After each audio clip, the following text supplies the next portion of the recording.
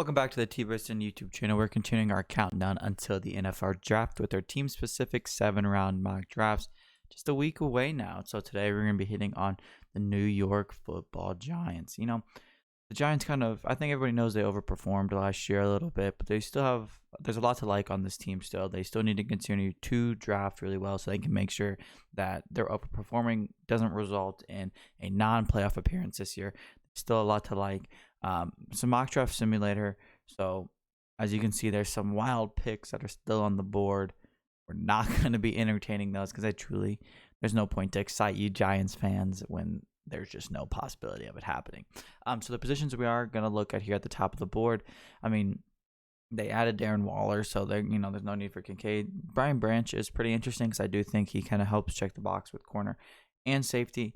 But we're going to be looking at corners here, Emmanuel Forbes, Ringo. All of these guys make a ton of sense. Some of these receivers make a ton of sense. I do think I would not be surprised if, any of these interior offensive linemen are the Giants' first pick. John Michael Schmitz, arguably the best center in the class, probably the best center in the class, would be a great add for the Giants. I know it's a little bit of a reach, but I would not be surprised if John Michael Schmitz was the pick here. But I think the way the board has fallen, Forbes is pretty interesting. Ringo is pretty interesting. I've gotten Forbes a lot for some other teams, so I'm not quite sure he'll be here either, but it's a real possibility that he is. I don't think any of these receivers have first-round grades to me. I know people like Jalen Hyatt, but I just don't really see it with him. And then you're going to check some of these linebackers. I like some of these linebackers and their fit for the Giants, but are you really going to take one in round one? To me, you just come back to corner and you're deciding between Ringo, Cam Smith. I'm going to act like Forbes is gone in this scenario, so give it a little bit of a more realistic vibe for the Giants. I'm going to go Cam Smith from South Carolina. Cam Smith, was kind of in the conversation for one of the first few receivers or corners to go off the board. And just as we got deeper and deeper and deeper and deeper into the draft cycle, he continued to fall and fall and fall.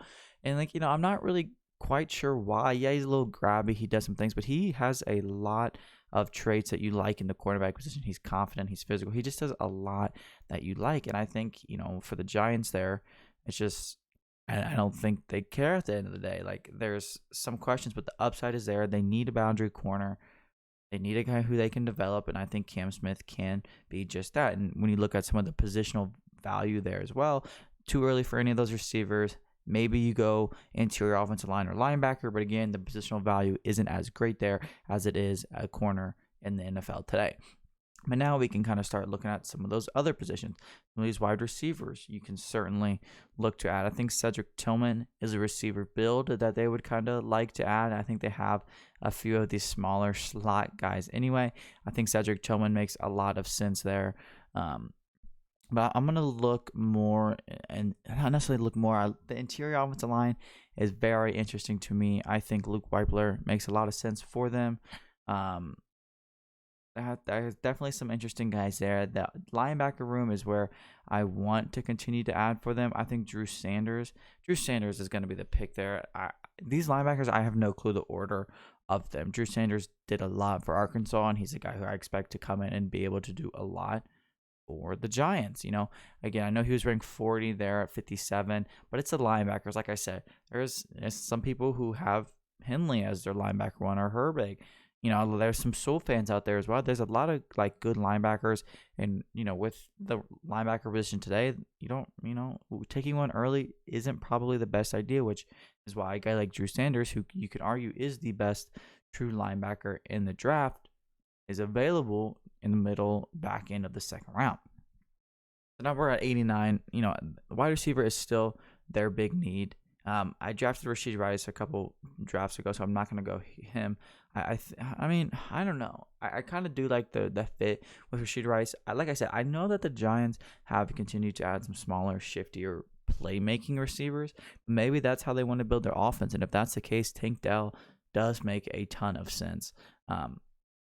But this wide receiver room, it's going to be interesting to see how it shakes out. I think there could be some guys you looked at here, but I don't like any of those. And I mean, Luke Weibler, that just made it easy for me. The value of these positions are so much greater, like the value than receivers here. I think these are all have been better players than any of the receivers on the board at every pick. I know the need for a receiver for this Giants team is legitimate. Um, and hopefully we'll be able to address that. Maybe we'll double dip here in the fourth round. But I really do like this draft. The start of it for the Giants is a little bit different. I think for Giants fans, it may not be the direction you're looking to go, but these kind of draft picks are the ones that help you maintain that winning culture that they built last year. You're gonna go get a boundary CB. You're gonna go get a really solid linebacker that can do a lot of different things for you, and you're gonna get a very good interior offensive lineman, center guard, and Luke Weibler, which they desperately need as well. Now, like I said, we're gonna be looking at the wide receiver room, and I'm gonna draft Keishawn Boutte, and I know, he might be the most polarizing player in the draft cycle. Dominated as a freshman in the SEC, which is extremely rare to see. When you do, those people go on to become studs in the NFL, and that's what Boutte did. But then the production got a little bit worse year in and year out. Battled some injuries this year, some off the field questions. Had a terrible combine. There's a lot of questions about Boutte, but when you look, like I said, with what the Giants needs, I think he can fit in perfectly to what they need, and they can afford, especially in this range, to take a little bit of a shot on a guy like Keishawn Boutte, because if he, kind of goes back to that freshman film and just stays on the field and does all these things, this could easily be a steal from Keishawn Boutte. Like I said, if you're drafting this time 2 years ago, people are salivating about Keishawn Boutte. Where are we gonna get him in the first? Do we have to trade up here in the fourth for the Giants? Like, the upside is so clearly there for them, and I absolutely love that style of player for them. He can do a little bit more with the ball in his hands as well. So I think he's a good complement to not necessarily being a true massive X that they kind of need, but he can kind of fit into this very versatile New York Giants offense with Brian Daboll. They got a lot of picks, so the Giants are in a good position to take some risks like that.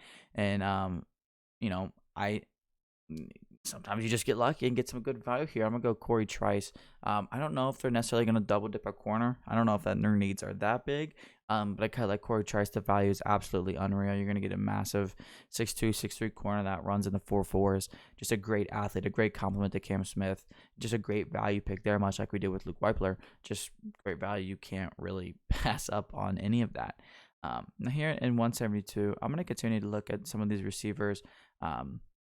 There's some of these guys that I do like, but I'm trying to do a little. I mean, they drafted Boutte. Obviously, they had Wandale, who got hurt. They did make some signings. They added Darren Waller. So I'm not gonna press it too much.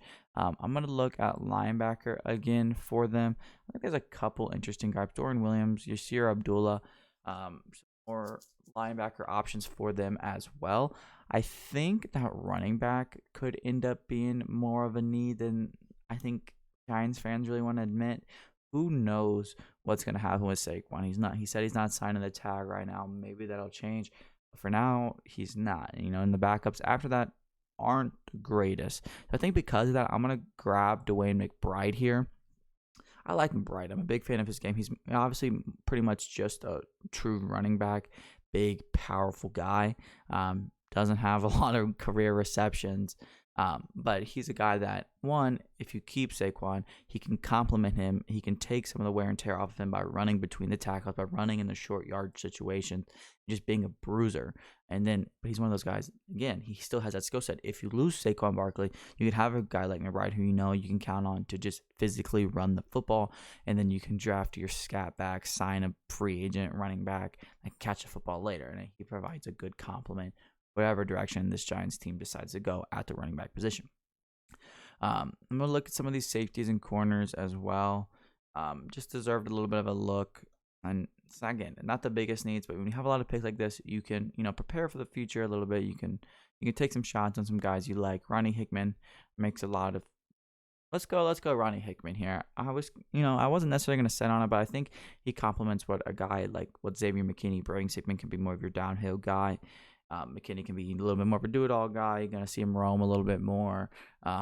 And it's just a development. Hickman's a guy that can easily contribute on special teams with his build and his production, his play style, which is very important when filling out the back end of your roster as well.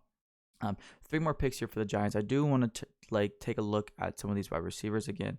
Um, and what kind of style do we want to go? I'm gonna go Ronnie Bell here for them. I think Ronnie Bell's more of your slot guy.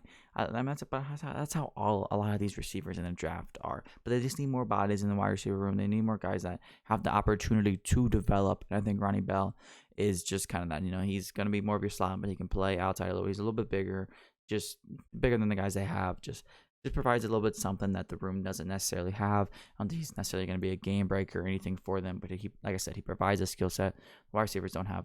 He reminds me a lot of Isaiah Hodgins a little bit, coming out of Oregon State. So a little bit of a similar kind of role there I can see for him. And again, I really like how this draft has shaken out for the Giants. I still think some interior offensive line, maybe even some tackle depth. I think a number of these guys can make sense. I'm gonna go over the tackles. I'm gonna give him Jackson Kirkland. He's listed as a tackle here. He's played tackle, but he's a guy that's moved around a lot. And I think the Giants need to continue to improve their offensive line, but mainly their depth. They have some studs on the offensive line, but they need to continue to develop, and they need to get some help on the inside. They need to get some depth. I think Luke Weipler is your, more a guy who can come in and start day one. But Jackson Kirkland is a guy who can sit behind each and every position, really learn, really develop, and he can come in. He can maybe be a tackle for you, and he can be a tackle for you in an emergency. But maybe he can develop and learn from some of these guards and come in and be a starting guard for you one day, or he can just be your 6th offensive lineman that can kind of come in, and no matter who gets hurt, he can step up and be that guy for you. Again, I know he's listed as a tackle, but he's a very versatile offensive lineman that'll play a number of different positions for you. We've double dipped at receiver, double dipped at corner, double dipped on offensive line. Defensive line, there's some interesting guys too. Nobody crazy. I'm gonna go Dante Stills to round out the draft. One of my favorite late round picks. Just a tackle for loss machine in West Virginia. 53 tackles for loss in his career is a lot for an interior player. Just means he's living in the backfield, which is great to see as a defensive tackle prospect in general. But yeah, the Giants had a lot of picks. They're one of the more interesting teams in the NFL, overperformed, but you really want to make sure you can continue that performance, continue to be on the horizon and growing with Brian Daboll and that kind of newfound organization over there. I think this draft does just that. Cam Smith, Drew Sanders, Luke Weipler, Bertice, a good amount of risks and some safe picks that I think the Giants like to do. Got to try to mix in some question marks, some left field picks with Brian Daboll because they do like golf. You never know. It's going to be interesting to see how the rest of this draft plays out for the New York Football Giants. But that's going to wrap up our New York Giants team-specific 7-round mock drafts. We're getting so close to the NFL draft. If you don't want to miss any draft news, make sure you're following on all TWSN social media accounts. And I'm looking forward to seeing you guys here again on the TWSN YouTube channel soon.